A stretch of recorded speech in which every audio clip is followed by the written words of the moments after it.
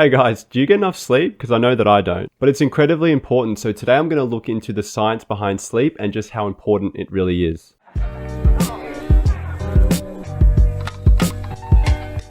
So why is maintaining sleep so important? Sleep quality and quantity is very important as it plays a critical role in almost every aspect of our physiology, such as immune, hormonal, cardiovascular, and metabolic function. So sleep is usually classified into one state of rapid eye movement and 3 states of non-rapid eye movements.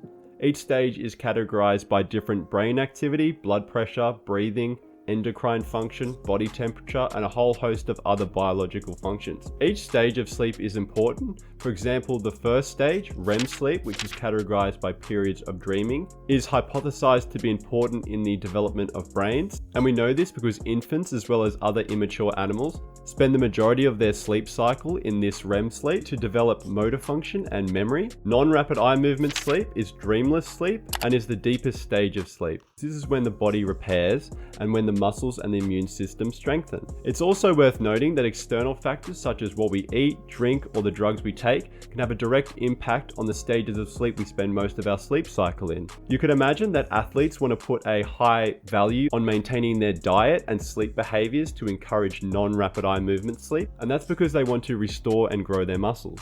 The circadian rhythm is a cycle of behavioral and physiological changes that occur within a 24-hour period. This rhythm influences many biological functions, and these include hormone regulation, temperature regulation, digestion, and dietary habits. This rhythm is heavily impacted by our genetics, but it can also be dramatically affected by external factors. These factors include drugs, our diet, and believe it or not, particular wavelengths of light can also affect the circadian rhythm. In the 1700s, a scientist called Damarian observed the daily leaf movements of the plants that he was growing.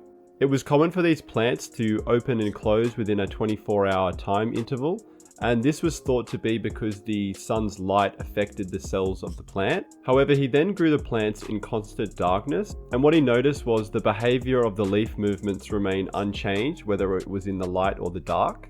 And this was unusual because there was no way of the plants to assume the time period of the day without the sun acting on the cells of the plant. So what did this mean? Well, for Damarian, he took a stab in the dark and said that the plants were able to sense the sun without seeing it. Well, no. We can later confirm that instead the plants were operating under a biological clock, and the movements were a part of the plant's natural circadian rhythm. Recently, there have been strides in understanding this rhythm, and scientists have actually won a Nobel Prize because they found key genes involved in the circadian rhythm of fruit flies. There's been lots of breakthroughs in this field. Joseph Takahashi and his research team identified the mammalian clock gene, which is a major contributor to the persistence and period of the circadian rhythm. Also, a team in 1998 were able to further then identify a mutant variation of that clock gene, which dramatically affected their circadian rhythm.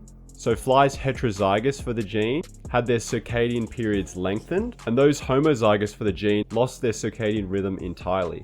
And this happens with a variety of other genes involved in circadian regulation. Mutations of these proteins leads to the lengthening or shortening of these circadian periods. And what I mean by lengthening or shortening of the period, there could be a mutation that leads to a 54-hour clock or a 37-hour clock or a shortening, so it's a 16-hour clock or a 10-hour clock. The main mechanism that these genes are receptive to is signals sent by something called the suprachiasmatic nucleus, or SCN for short, because it's way too hard to even say that. This is known to be the primary circadian pacemaker in mammals, and the way that it achieves that is responding to either the light or dark cycles. Light or lack thereof will stimulate our retina, and information will be sent to the SCN. Once received, it will then send information to individual cells and lead to downstream transcription of other important genes involved in circadian regulation. And what's interesting is there's been experiments on rodents where they've damaged that suprachiasmatic nucleus, and what they noticed was that the animals then lost their circadian rhythm. So all the basic biological windows, like when they went to the toilet, when they were eating, times of day where the brain activity was increased, certain hormones were released, all of those were occurring randomly, and they weren't following a noticeable rhythm.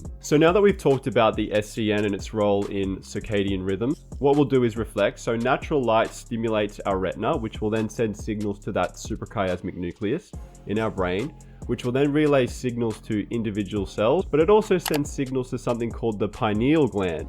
and it tells it to secrete melatonin. Melatonin is often considered the sleep hormone, and high levels will assist you in falling asleep. Ingestion of melatonin will cause fatigue, sleepiness, and faster times in which you will fall asleep. Because of this, it's often used in the treatment of sleep disorders. But what happens with artificial light? The wavelengths of light emitted from computers, TVs, tablets, mobile phones, and other artificial light sources will suppress the secretion of melatonin.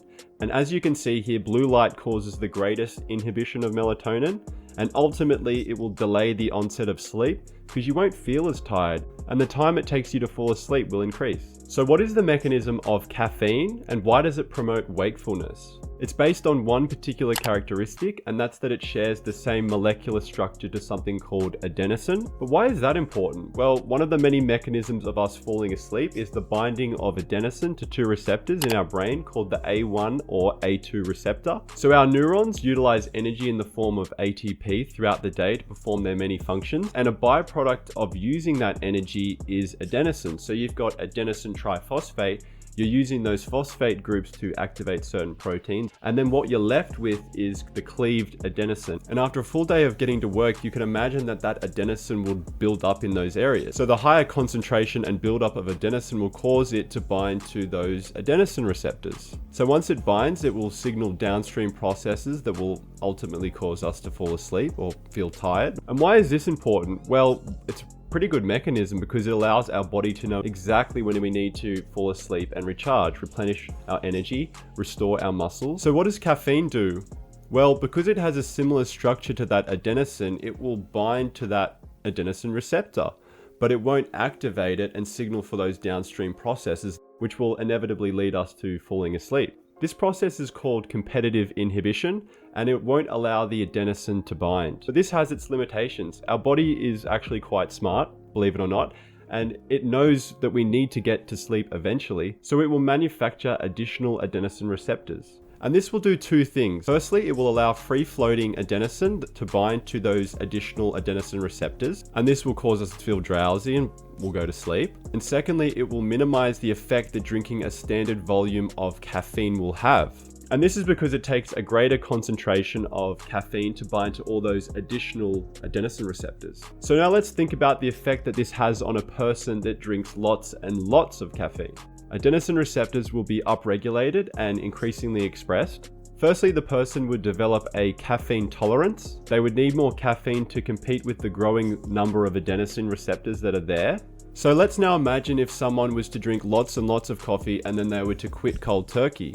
Well, there is a whole lot of those adenosine receptors, but nothing competing for the binding side. So then adenosine will then occupy all those adenosine receptors that had been created because of the uptake of caffeine. And what will happen is you will crash, and you will crash extremely hard, and you'll feel incredibly tired. There's a relationship between exercise and sleep in the sense that sleep quality is positively affected by exercise, and inversely, the quality and performance of the exercise after healthy amounts of sleep is greatly improved. A study by Monique Mendelsohn and colleagues conducted on obese and healthy adolescent children showed healthy individuals had greater sleep duration and quality compared to the obese participants. What really solidifies that understanding is that when those obese patients then exercised, parameters that measured sleep quality and longevity improved as well. And this was a result of training for 3 times a week for 12 weeks. From this, we can start to visualize the long-term effects that daily exercise has on sleep quality and vice versa. Scientists often use sleep deprivation studies as a means of identifying mechanisms of sleep and also assessing the importance of sleep. Extreme periods of sleep deprivation have been found to lead to cognitive impairment and psychiatric symptoms such as disorientation, paranoia, and hallucinations. Acute or short-term sleep deprivation can lead to lapses in cognitive abilities and in general tasks that require memory or complex decision-making. What I found interesting was what happens to glycogen. So glycogen is glucose that is stored in the liver and the muscle to ensure that energy is readily available within our body. So these glycogen stores must be routinely restored. However, what we will discover is that glycogen restoration in muscle cells is shown to be affected by sleep deprivation. So it should at least be considered that the availability of energy could be affected, and this could ultimately affect peak performance. And this is less noticeable to an average individual, which those maximal intensity exercises tend to be less frequent, but you can already start to imagine the impact that sleep deprivation could have on an athlete whose goal is performing exercises to a heightened standard. And before I get in trouble, I know we're not likely to train after 30 hours of sleep deprivation. I more or less just want to show you the effects of sleep deprivation over short and long-term periods. So what did we learn? Well, that sleep is incredibly important. This might not come as some shocking revelation, but we don't really put any thought into it, and we hardly ever acknowledge sleep's role in longevity and health. So my recommendation, well, just get enough sleep. Pretty easy advice. And also just be conscious of those external factors that can hinder sleep quality and affect our ability to fall asleep. But that'll be it for me today. So please like, subscribe, and leave a comment down below on what you'd want to see in the future, or something that you'd like to add on sleep deprivation, circadian rhythms. We went through a lot today. So just leave a comment and I will get back to you. Peace.